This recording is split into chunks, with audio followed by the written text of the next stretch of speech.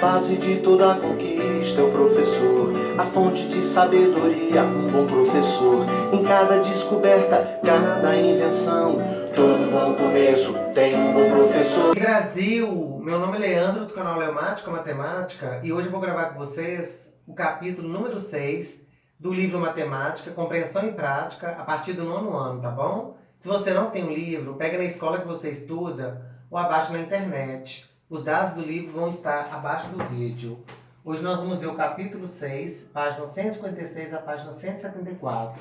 E hoje o título da aula é função quadrática, ou função do segundo grau.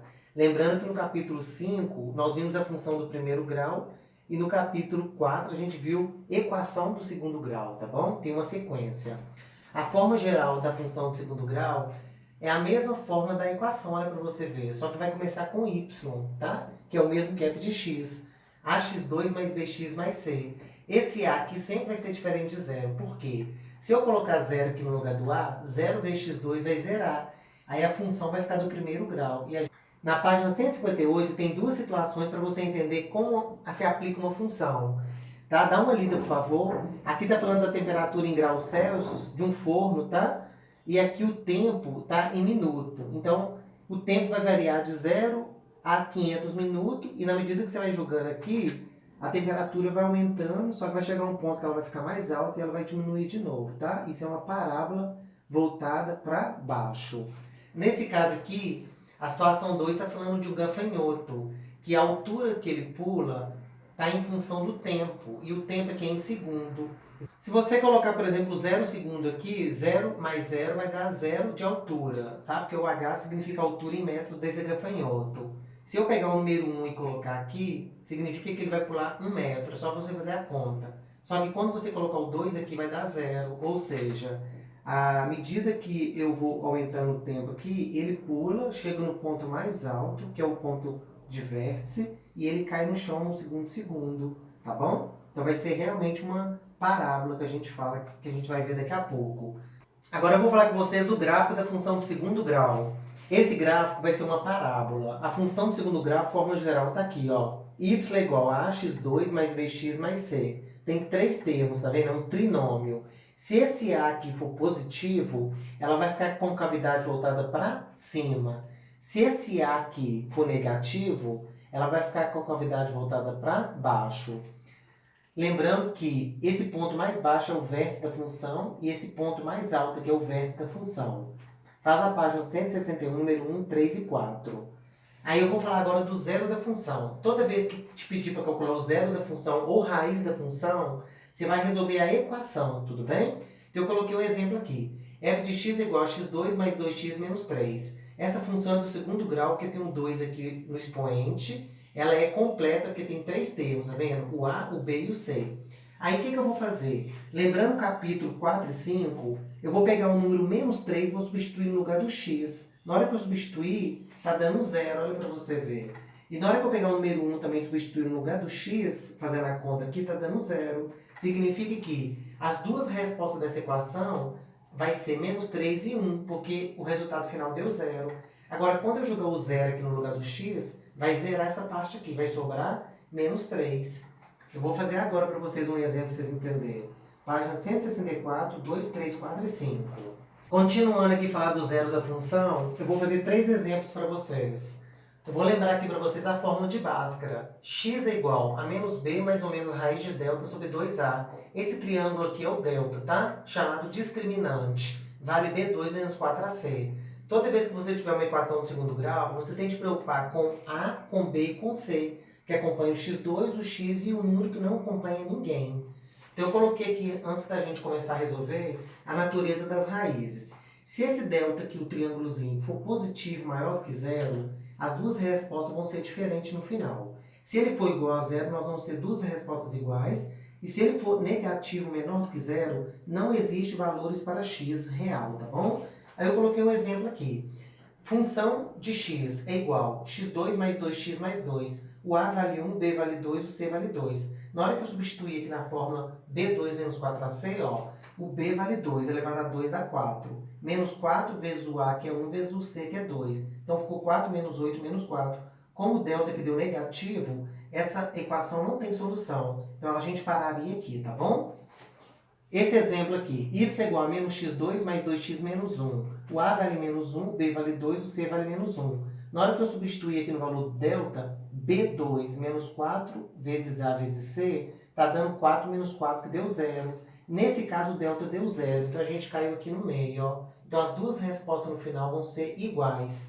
Aí eu peguei, x é igual a menos b mais ou menos raiz de delta sobre 2a, que é a fórmula do Bhaskara.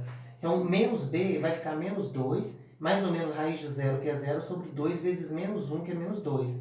Nesse caso aqui, eu já posso eliminar esse 0 aqui, porque menos 2 dividido por menos 2 vai dar 1. E o x' vai ser igual ao x2'. Aí eu coloco aqui dentro da caixinha, conjunto de solução é igual a 1. Esse 1 aqui, ele está repetindo duas vezes. Como é o mesmo número, a gente fala que é uma raiz dupla, tá bom? Outro exemplo, x2 mais 2x menos 1. O a vale 1, o b vale 2, o c vale menos 1.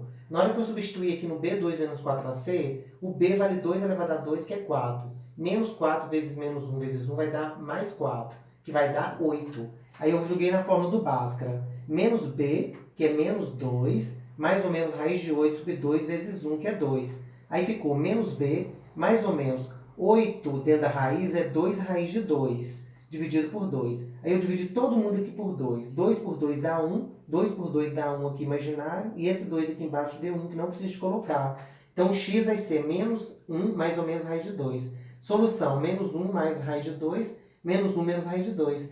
Às vezes a gente não está acostumado com essa resposta, porque o nosso delta geralmente dá número exato, né? Nesse caso, a raiz de 8 não é uma raiz exata, mas a resposta vai ficar irracional dessa forma aqui. Agora a gente vai falar da coordenada do vértice. O que é o vértice de uma parábola? É o ponto mais alto ou o ponto mais baixo dela.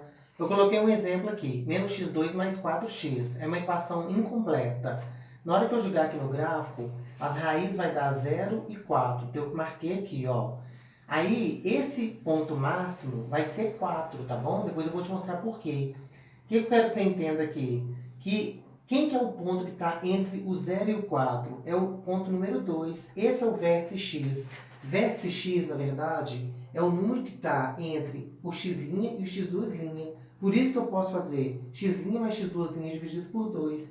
Se eu pegar 0 mais 4 dividir por 2, vai dar 2. Esse ponto que está aqui no meio, ó, a gente chama ele de eixo de simetria. Está no meio certinho, é um eixo, divide a parábola em duas partes iguais. Essa segunda parábola aqui, x ao quadrado menos 2x menos 3. Como o a é positivo, a concavidade fica voltada para cima, então ela vai ter o ponto mais baixo, que é chamado de ponto mínimo. Aqui o ponto vai ser mais alto, chamado de ponto máximo. Aí o que acontece? Esse vértice x aqui é o ponto que está no eixo x, que está no meio certinho da parábola. Quem que vai ser aqui? No olhômetro que a gente está vendo que é o número 1, né?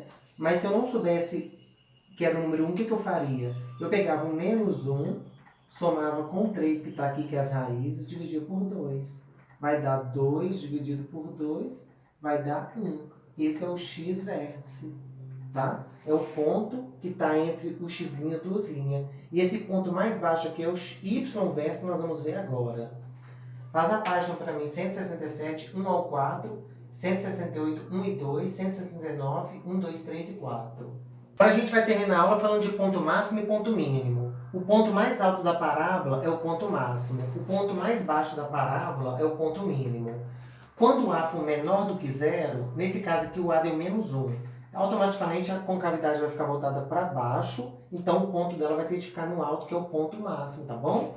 Aqui o a é 1, então é maior do que 0. Então a concavidade vai ficar voltada para cima, automaticamente o ponto vai ficar mais baixo, que é o ponto mínimo. É meio ao contrário, tá?